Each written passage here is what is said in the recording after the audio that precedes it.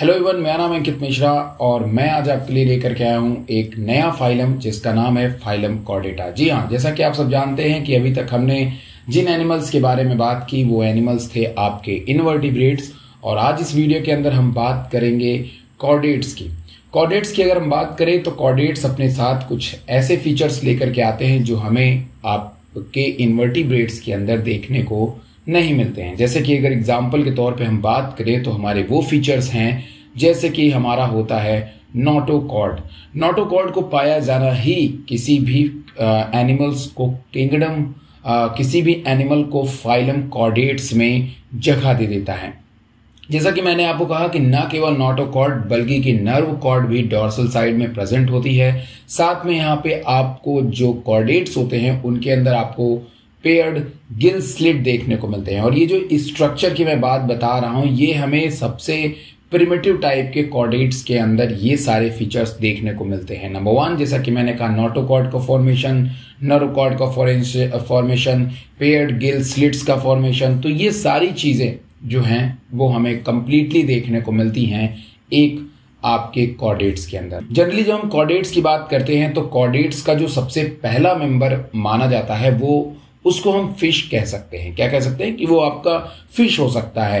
तो इसीलिए जनरली हम इसको रिजेंबल करते हैं काफी हद तक फिश से। बाकी जैसा कि आप सब जानते हैं कि अगर ये कॉर्डेट्स है तो इसके अंदर वो सारे एडवांस फीचर होंगे जो हमारे एडवांस इनवर्टिब्रेट्स के अंदर प्रेजेंट थे। जैसे कि ये ट्रिप्लोब्लास्टिक होंगे, ये बाइलेटरल सिमेट्री शो करेंगे, ये सीलोमेट होंगे, ऑर्गन सिस्टम लेवल का ऑर्गेनाइजेशन होगा। ये सारी चीज इनके अंदर हमें देखने को मिलती है। साथ में इनके अंदर हमें पोस्ट एनल टेल का भी फॉर्मेशन जो है वो देखने को मिलता है। मतलब इनकी बॉडी में हमें टेल का फॉर्मेशन देखने को मिलता है।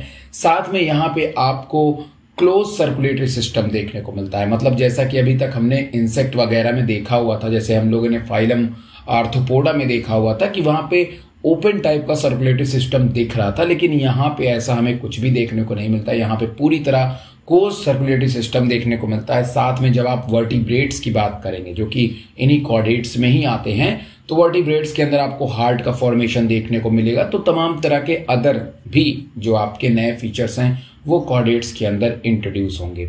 तो आइए सबसे पहले कॉर्डेट्स के डिवीजन को समझ लेते हैं। जो हमारा कॉर्डेट होता है, कॉर्डेट्स के अंदर आपके 3 सब फाइलम होते हैं। मतलब कि अभी तो हम लोग जो है कॉर्डेट्स के बारे में बताए, कॉर्डेट एक फाइलम है। उसी तरीके से कॉर्डेट के अंदर 3 सब फाइलम होते हैं जिसमें आप बात करते हैं यूरोकॉर्डेटा की, आप बात करते हैं सिफेलोकॉर्डेटा की, और आप बात करते हैं वर्टिब्रेटा की। मतलब कि यहां पे आप ये ध्यान रखिए कि कॉर्डेट्स को भी 3 डिफरेंट कैटेगरी में डिवाइड किया गया है।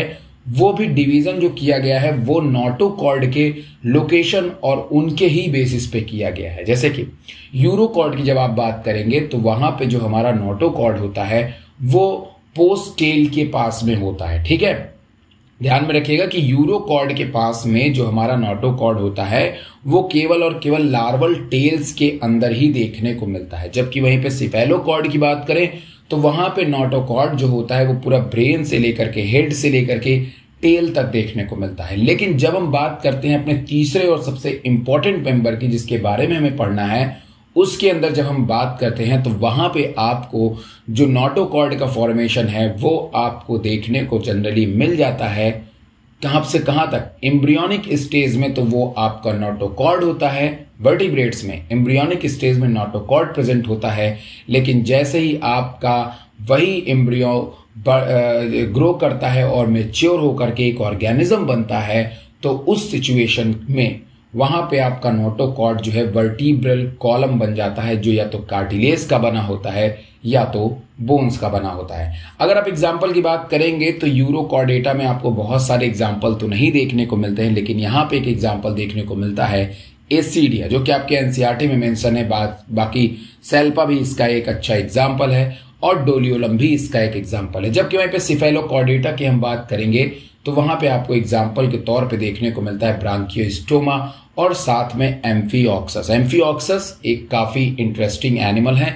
जो डायग्राम आपको ऊपर सबसे पहले एनसीईआरटी में दिखाई दे रहा है जिसमें मैंने कहा कि नोटोकॉर्ड प्रेजेंट है हेड टू टेल तक का, तो वो एक तरह से एम्फीऑक्सस का ही डायग्राम उस तरह से ही दिखाई देता है। लेकिन हम जब बात करते हैं वर्टिब्रेटा की, तो वर्टिब्रेटा के अंदर डाइवर्सिटी थोड़ी ज्यादा है। मतलब इसके अंदर बहुत सारे क्लासेस आ जाते हैं, जिसमें कि आप फिशेस की बात करते हैं, आप एम्फीबियंस की बात करते हैं। तो इसके पहले मैं उन सब चीजों के बारे में आपसे बात करूं, तो आइए सबसे पहले समझ लेते हैं कि आखिर वर्टिब्रेटा में ऐसा होता क्या है। जैसा कि मैंने कहा कि वर्टिब्रेट्स के अंदर आपको शुरुआत में नोटोकॉर्ड देखने को मिलती है, लेकिन बढ़ते समय के साथ में इन्हीं वर्टिब्रल कॉलम में कन्वर्ट हो जाती है नोटोकॉर्ड, और या तो वो कार्टिलेज की बनी होती हैं या तो वो बोन से बनी होती है। और वर्टिब्रेट्स के अंदर केवल हम इन्हीं फीचर को नहीं चेक करेंगे कि केवल नोटोकॉर्ड को चेक कर लिया।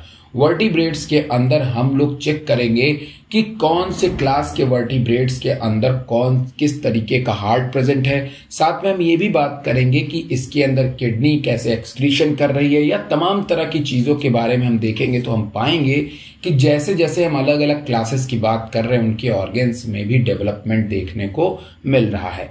तो आइए अब हम बात करते हैं वर्टिब्रेट्स के बारे में, जिसके बारे में आपको समझना बेहद जरूरी है। तो वर्टिब्रेट्स जो होता है उसको द सबफाइलम वर्टिब्रेटा जो है उसमें भी आपको डिवीजन देखने को मिलता है। जैसे कि इसको दो अलग अलग पार्टों में हमने डिवाइड किया है।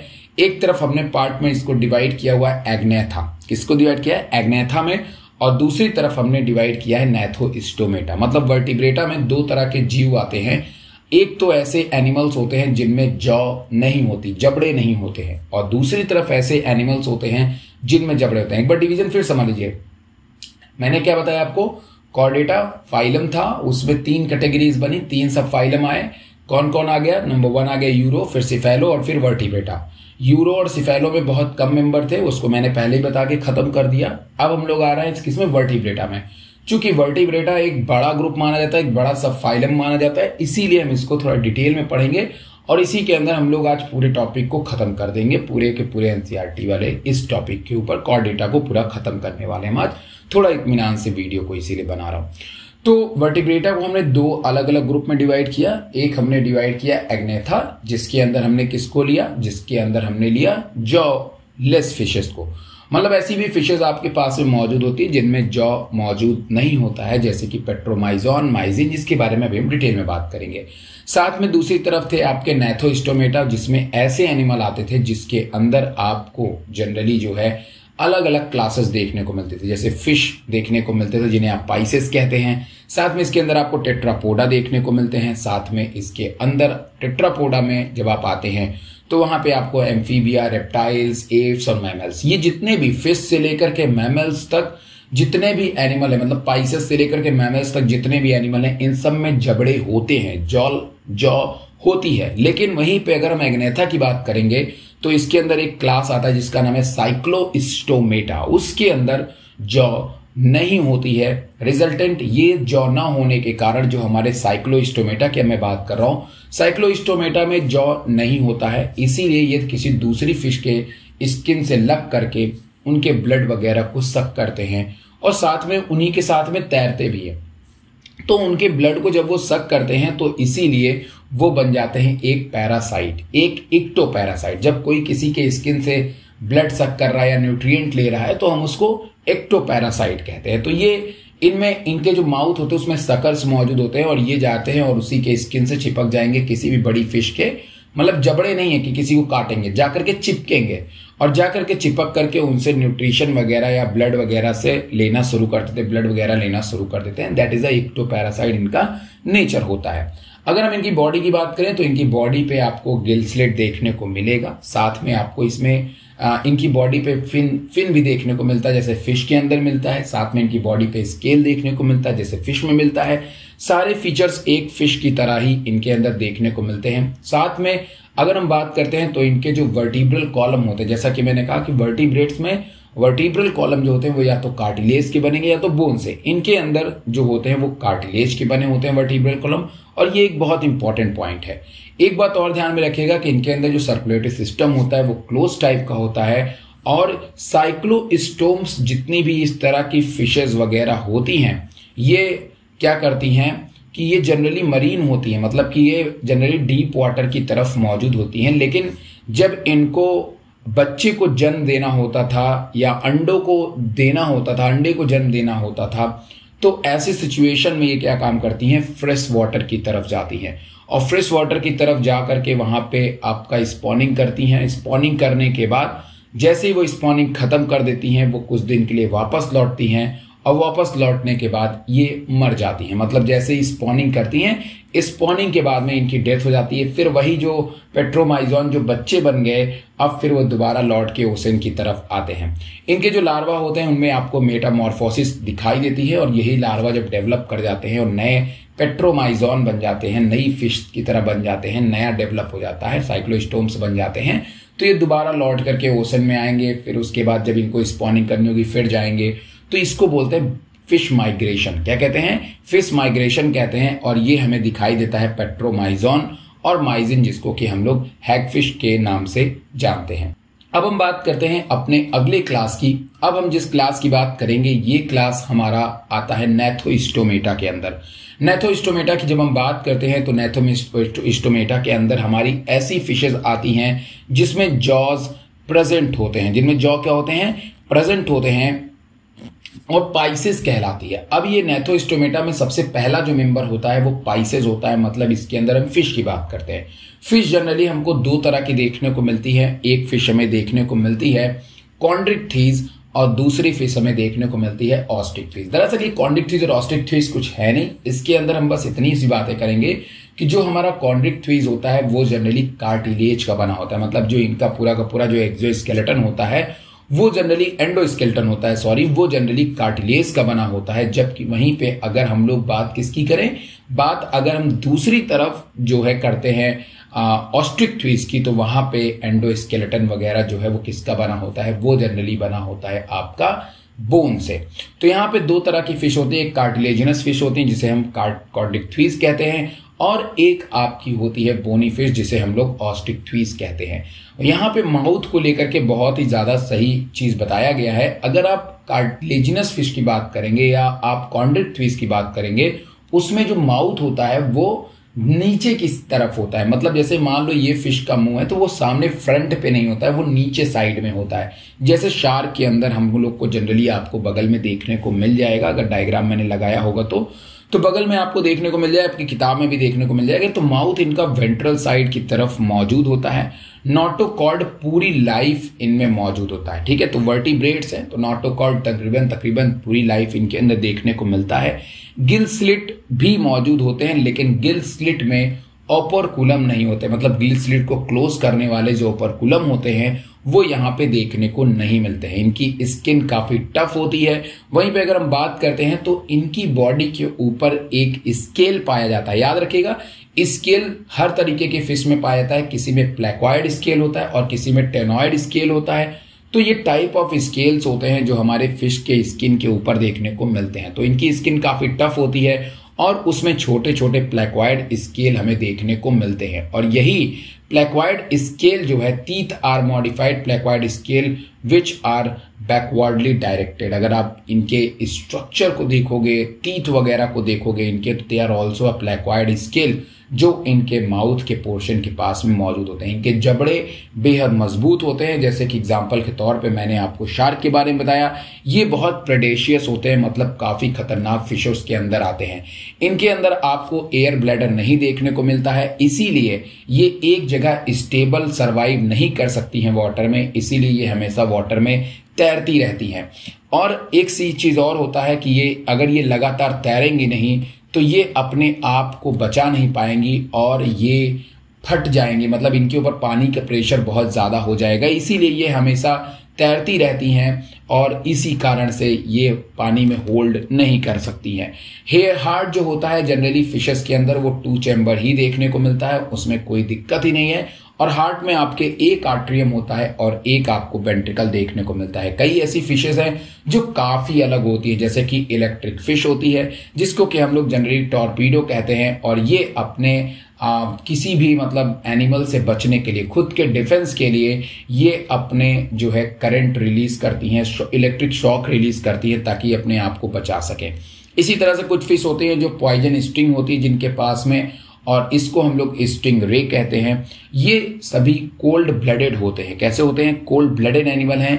इनके पास में टेम्परेचर को रेगुलेट करने की कैपेबिलिटी जो होती है वो नहीं होती है। सेक्सेस इनके सेपरेट होते हैं, मेल्स के पास में पेल्विक फिन्स होती है और वहां पे आपको क्लैस्पर्स जो है वो देखने को मिलते हैं।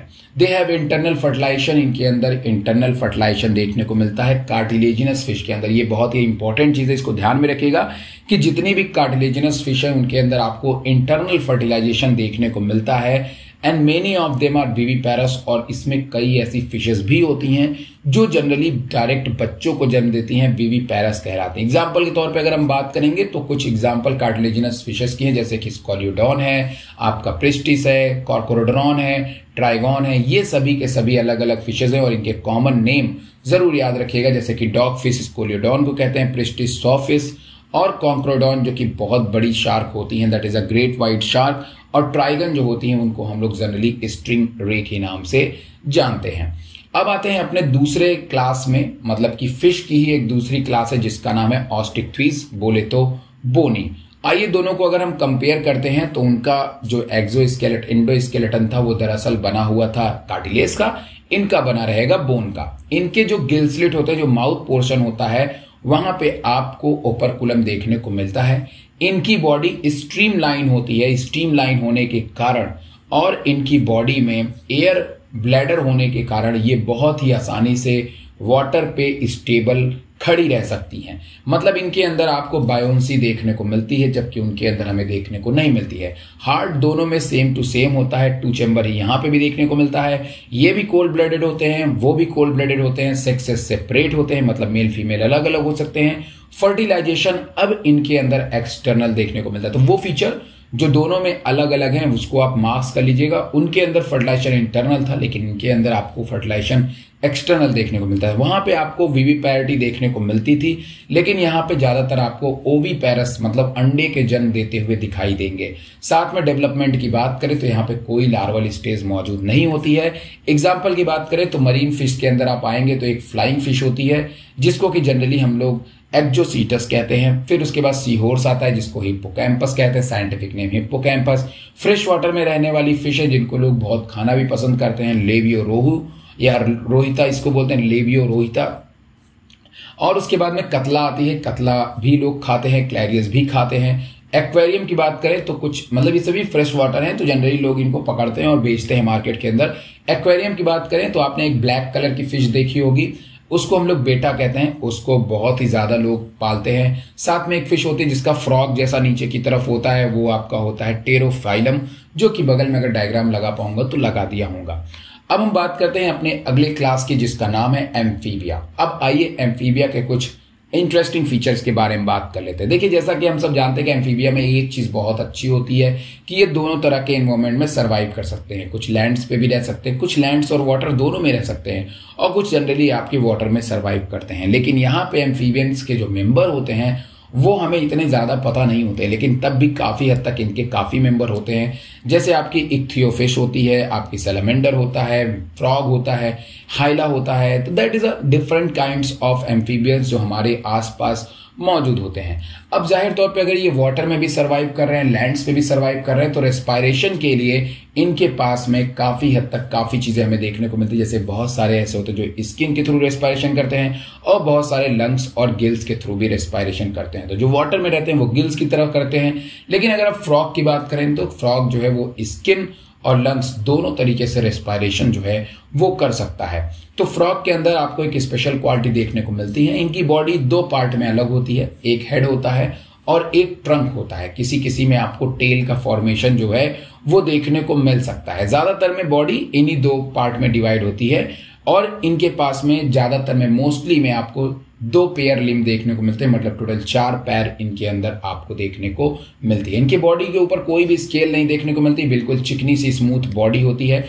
आंख के ऊपर एक आईलिड जरूर मौजूद होती है, इस चीज को ध्यान रखेंगे। और कान के ऊपर एक मेम्ब्रेन पाई जाती है जिसको कि जनरली हम लोग कहते हैं टिम्पेनम मेम्ब्रेन, और ये टिम्पेनम मेम्ब्रेन जो कि आपके अंदर मौजूद, जिसे आप पन्नी की झिल्ली कहते हो। ये बाकी की अगर हम बात करते हैं तो एलिमेंट्री कैनाल, यूरिनरी ब्लैडर, और साथ में आपका जो होता है रिप्रोडक्टिव ट्रैक्ट, इसका रास्ता एक ही होता है। याद रखिएगा, जब ये किसी एक्सक्रीटिव प्रोडक्ट को बाहर निकालेंगे या फिर ये रिप्रोडक्शन करेंगे, उन सभी का रास्ता एक ही होता है। इसको जनरली हम लोग क्लोका के नाम से जानते हैं। किसके नाम से जानते हैं? क्लोका के नाम से जानते हैं। और ये बाहर की तरफ खुलता है। रेस्पिरेशन की बात करें तो उसके बारे में मैंने आपको बता दिया।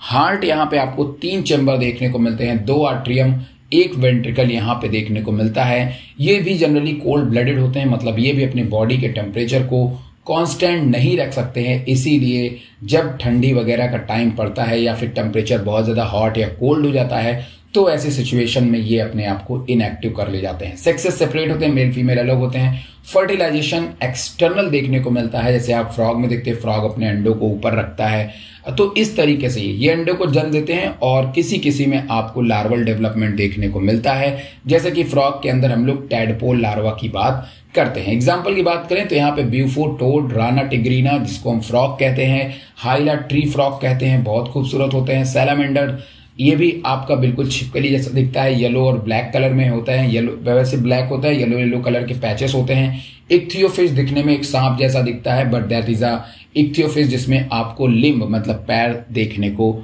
नहीं मिलता है। तो ये सारे एग्जांपल्स थे आपके एम्फीबियंस के। अब हम अगले ग्रुप की तरफ चलते हैं और जल्दी जल्दी चीजों को खत्म करने की भी कोशिश करनी है भाई। तो रेप्टीलिया की बात करते हैं। तो रेप्टीलिया की जैसा कि भाई नाम में ही क्लियर है, रेप्टीलिया वर्ड लिया गया रेप्रे रेप्टम से, और क्रीप मतलब क्रॉलिंग से। जनरली रेंग करके चलते हैं तो दैट इज अ क्राउलिंग करने का काम करते हैं। Creeping, crawling mode of locomotion होने के कारण हम इनको रेप्टाइल्स कहते हैं। रेप्टाइल्स की स्किन ड्राई होती है, नंबर 1। जैसे कि जब हम फ्रॉग की बात करते हैं तो फ्रॉग स्किन के थ्रू मतलब डायरेक्ट एयर से स्किन इनकी मॉइस्ट होती है, चिकनी होती है। फ्रॉग की बात कर रहा हूं। लेकिन जब हम बात करेंगे किसकी, रेप्टाइल्स की, तो इनकी स्किन पूरी तरह से ड्राई होती है। स्किन ड्राई होने के साथ में इनकी बॉडी के ऊपर कॉर्निफाइड स्केल्स प्रेजेंट होती है। अगर आप सांप को देखोगे तो उसमें आपको स्केल जैसा दरारें दिखाई देंगी। तो ये जो होते हैं वो कॉर्निफाइड स्केल्स होते हैं, जिसको कि जनरली हम लोग स्क्यूट्स के नाम से कहते हैं। और ये आपके हेमीडेक्टाइलस मतलब कि जो घरों में छिपकलियां होती हैं उनके अंदर भी हमें जनरली देखने को मिलते हैं।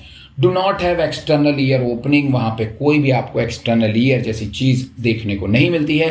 टिम्पेनम ही जो मेम्ब्रेन होती है वो बाहर से ही दिखती है, तो इनके उन टिम्पेनम को कवर करने के लिए कोई एक्सटर्नल ईयर नहीं होता है। लिम्ब किसी किसी में देखने को मिलता है, और जब होता है तो 4 होता है। जैसे कि हम बात करते हैं, आपको टॉर्टोइस की बात कर लीजिए, यहाँ पे एग्जाम्पल के तौर पे दिया हुआ है।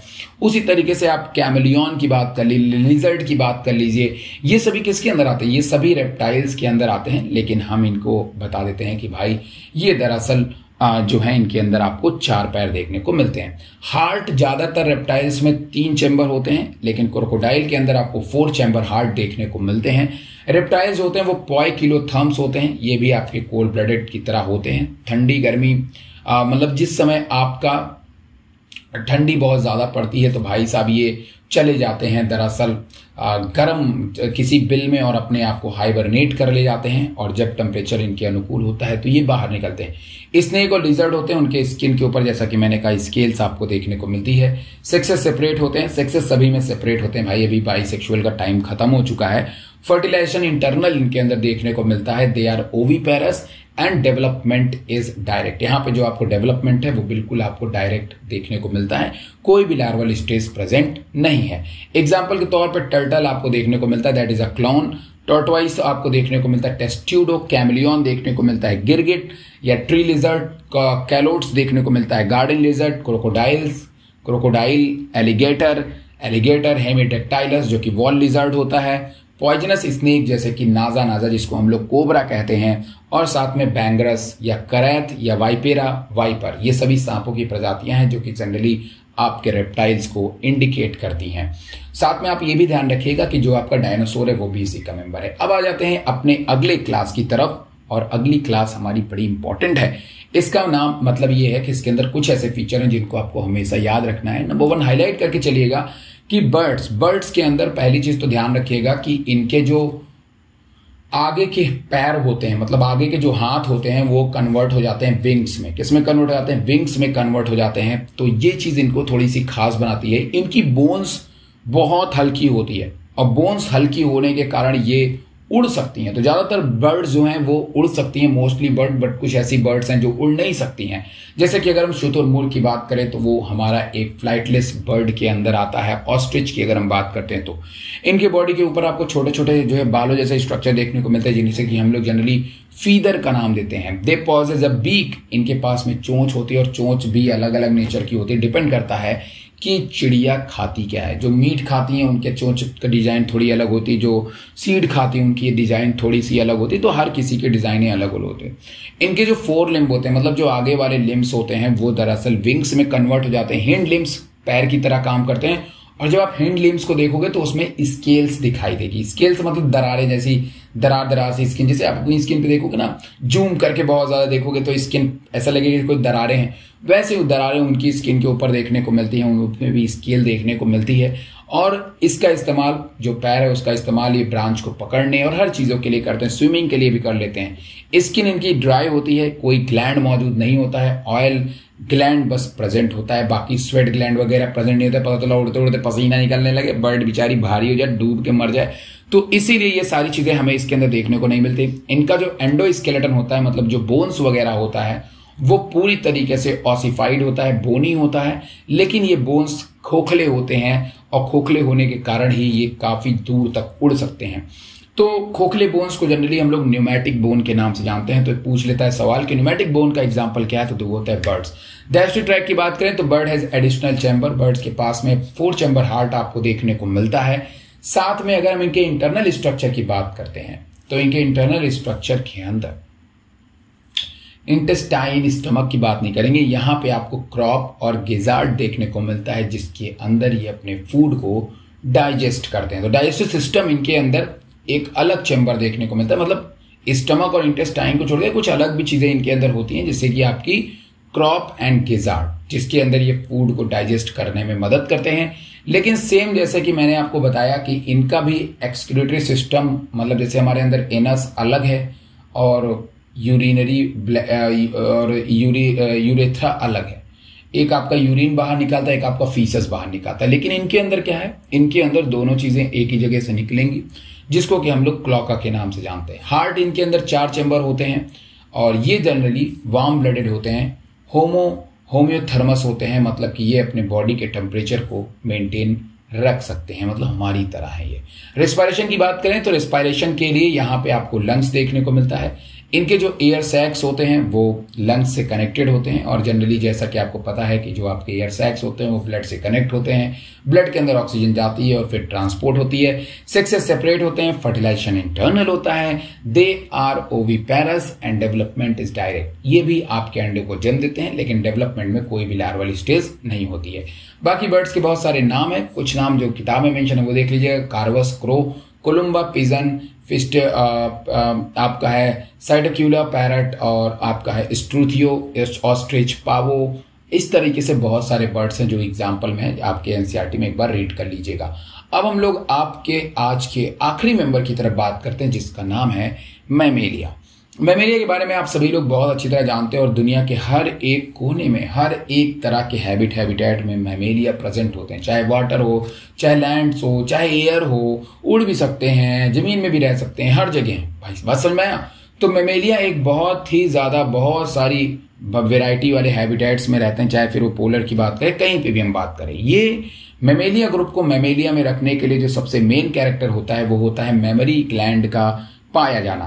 इनके अंदर आपको मेमोरी ग्लैंड देखने को मिलती है, क्योंकि इनके अंदर मिल्क प्रोड्यूस करने की क्षमता होती है, और ये उसी मिल्क से अपने होने वाले बच्चे को जो है न्यूट्रिशन भी प्रोवाइड कराते हैं। यही मेमोरी ग्लैंड इसका एक यूनिक कैरेक्टर बनता है। साथ में इसके बहुत सारे और भी फीचर हैं, जैसे ये विविपेरस होते हैं, इसमें 4 चैम्बर हार्ट होता है, ठीक, और साथ में ये 2 पैर पे चलने वाले जनरली होते हैं। बाकी इनके पास 2 पेयर लिम्स होते हैं, जैसे मैं ह्यूमन की बात करूं 2 पैर पे चलते हैं, बाकी और हैं जो कि आपको 4 पैरों पे चलते हुए दिखाई देते हैं। 2 हिंड लिम्स होते हैं और 2 इनमें आपको 4 लिम्ब देखने को मिलता है, जिसका इस्तेमाल ये अलग अलग तरह से कर सकते हैं, पेड़ों को पर लटकने के लिए, रनिंग के लिए, वॉकिंग के लिए, हर तरीके से कर सकते हैं। स्किन्स के ऊपर इनके बहुत ही फाइन हेयर जो देखने को मिलते हैं, जैसे कि रोएं, आप जिसको कि रोएं कहते हैं, वो देखने को मिलते हैं। एक्सटर्नल ईयर होती है, जिसको हम लोग जनरली पिन्ना कहते हैं। डिफरेंट टाइप ऑफ टीथ हमें यहाँ पे देखने को मिलते मिलती हैं, जैसे कि 4 अलग अलग तरह के टीथ हैं, कैनाइन है, इंसाइजर है, अलग अलग तरह की टीथ देखने को मिलती है। हार्ट इनका 4 चैम्बर होता है, ये भी वार्म ब्लडेड होते हैं, मतलब हर तरह के बॉडी टेम्परेचर में, मतलब हर तरह के टेम्परेचर में ये सर्वाइव कर सकते हैं। रेस्पिरेशन की बात करें तो लंग्स के थ्रू होता है, सेक्स से सेपरेट होता है, फर्टिलाइजेशन इंटरनल होता है, बेबी पैरस होते हैं, लेकिन कुछ ऐसे होते हैं जिसके अंदर आपको अंडे देखने को मिलते हैं। साथ में कुछ ऐसे भी होते हैं भाई, जैसे कि आपकी मैं बात करूं प्लेटिपस, किसकी बात करूं, प्लेटिपस की बात करूं तो ये जनरली अंडों को जन्म देते हैं, ना कि डायरेक्ट बच्चों को जन्म देते हैं। इनके अंदर कुछ ऐसे भी एनिमल आते हैं जिसके अंदर आपको इंटरनल फर्टिलाइजेशन तो होता है, लेकिन बच्चा थोड़ा सा बाहरी टाइप को बना होता है, मतलब उसमें मार्सुपियम नाम की एक झिल्ली पाई जाती है, जैसे कि एग्जाम्पल के तौर पे आप देखते हैं कंगारू को। तो यहाँ पे आपके सामने किताब में बहुत सारे नाम मेंशन किए हैं, आप एक बार देख लीजिएगा। होपफुली आज के इस कॉर्डेटा ग्रुप को सुन करके आपको काफी अच्छा लगा होगा। बाकी आप किताब पढ़िए, अगर कोई पॉइंट आपको लगता है कि छूट गया हो तो जरूर बताइएगा। तब तक के लिए tata bye bye, good night. और अगर ऐसे इंटरेस्टिंग वीडियो लेक्चर को आप देखना चाहते हैं तो पीछे के सारे वीडियो भी देख लीजिए। और अगर आपको चाहिए 11th की एक फर्स्ट क्लास बढ़िया सी नोट्स विद किताब, कलरफुल डायग्राम, तो आप ले सकते हैं मेरी किताब विधान हैंडबुक बायोलॉजी, जो कि आपको बिल्कुल अफोर्डेबल प्राइस के ऊपर मिल जाएगा। करना क्या है, आपको अमेजोन, फ्लिपकार्ट और मीशो के ऊपर जाकर के किताब को बस सर्च कर लेना है विधान हैंडबुक बायोलॉजी, और आप जो है उस किताब को परचेज कर सकते हैं। बाकी रही बात बाइंग लिंक की, तो मैं नीचे डाल दूंगा। साथ में अगर आप इसको डायरेक्ट मेरे थ्रू लेना चाहते हैं तो मुझसे कांटेक्ट करके भी आप ये किताब मंगा सकते हैं, ये आपको और अफोर्डेबल प्राइस में मिल जाएगी। तब तक के लिए चलता हूं, और इस तरीके से एनिमल किंगडम को मैंने पूरा खत्म कर दिया है। आराम से इसको रिवाइज करिए, पढ़िए। तब तक के लिए बाय बाय, गुड नाइट, चलता हूं।